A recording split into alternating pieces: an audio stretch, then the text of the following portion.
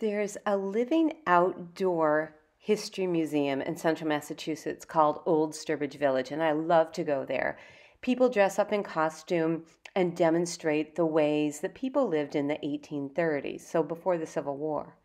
One day when I was visiting, there was a man demonstrating how to make toys, and he showed these old-fashioned books that gave some information about toys that boys and girls could make. And the one that was on display was called The Ascending Snake. And this fine man showed how to create these snakes that you take a piece of paper and you can see you draw a spiral on it and color it and cut it out and then hang it. And it would have been a toy that children could make a number of to make a mobile, or maybe just one that they would hang up. So I made one of those ascending snakes. I started thinking about old-fashioned toys, and we're all familiar with wooden blocks that have letters on them. Some of us have had fun playing with stamp sets. This is like an old-fashioned printing set. Both of these were at an antique store. I collect these nesting dolls, and you open up the doll and there's a whole series of dolls that are smaller and smaller and smaller, and they're beautifully painted and made of wood. I also thought about finger puppets and how those are kind of old-fashioned and you can still buy them. But none of these are actually handmade. But these animals, these oxen, they were on display at Old Sturbridge Village. They were an old-fashioned wooden toy that kids could play with. And then I started thinking, oh, wait a minute, we could make animals. We could make farm animals. We could make a Noah's Ark. We could also have cutouts of little animal shapes, bears like this, and put our own letters on them. Why couldn't we make our own checkerboard and make our own chess or checker players so we could make our own set? We could draw on a box, for instance, and make a tic-tac-toe set. So another time that I visited Old Sturbridge Village, I participated in this little workshop for creating a book. So I cut paper and then made a binding with thread, and you can see the gentleman is demonstrating how you can stitch right through the book. But what if we made a coloring book? You made your own booklet and then drew outlines for someone else to color in.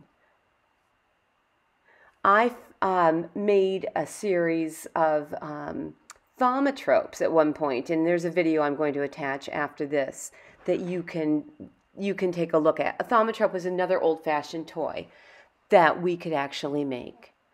So the assignment this week is to brainstorm what kind of toy, what kind of handmade toy, not toy made on a computer, not a game from the computer, but what handmade toy could you make that you could then play with or have someone else play with you, like a game. So our steps are going to be to do some brainstorming, do some research, some R&D, research and development, and then sketch out your plan, and then get to work and actually create your toy. Then you're going to play with someone, hopefully someone at home, will be able to play the game with your instructions, and then you're going to show me or talk to me about how successful you were with your creation. This is going to be an awesome project. We're going to take it a few steps at a time, so it's going to be over the course of a couple art lessons. I want you to use the supplies that you have handy, but also talk to me about certain supplies that you would really like to use, and maybe I can help you get a hold of those. I can't wait to see what you come up with. So do you want to play a game of tic-tac-toe? Here we go. Let's open the box. And look, there's the plain pieces inside.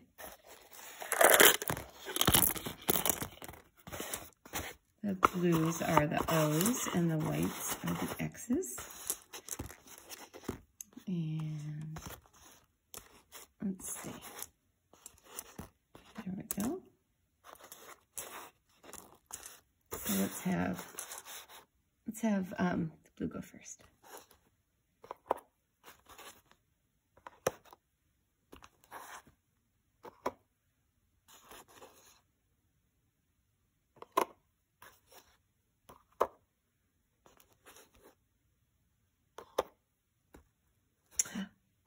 Tic-tac-toe, 3 in a row. Good game.